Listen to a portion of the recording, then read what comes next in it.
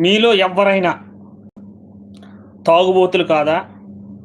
మీలో ఎవ్వరైనా వ్యసనాలకి అలవాటు లేదా? మీలో ఎవరైనా జూదం అలవాట్లు లేవా?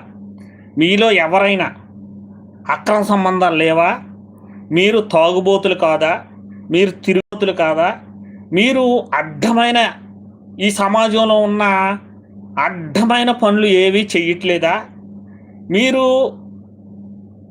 కుటుంబాలని హింసించే పనులు, తల్లిదండ్రుల్ని హింసించే పనులు ఇలాంటి ఏవి చేయట్లేదా?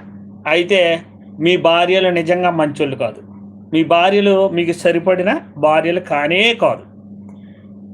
మీరు తాగేసి ఇంటికొచ్చి మీ భార్యని కొట్టట్లేదా? అయితే మీ భార్య మంచిది కాదు.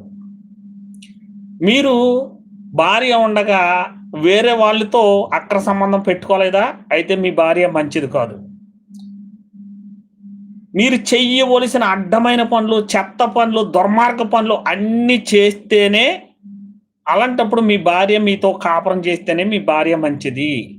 అలా కాదని మీరు చేసే పనుల విషయంలో కానీ, మీరు మాట్లాడే మాటల విషయంలో కానీ, ఏ విషయంలో అయినా ఇలాంటి చెడు అలవాట్లకి సంబంధించినటువంటి విషయాల్లో గనక మీ భార్య మిమ్మల్ని నిలదీసినా, మాట్లాడినా, లేదంటే వేరే ఏదైనా మీతో డిస్కషన్ చేసినా, మీ భార్య అంత చెడ్డది ఇంకొకటి లేదు అని చెప్పేసి మన పాస్టర్ గారు హితబోధ చేస్తున్నారు.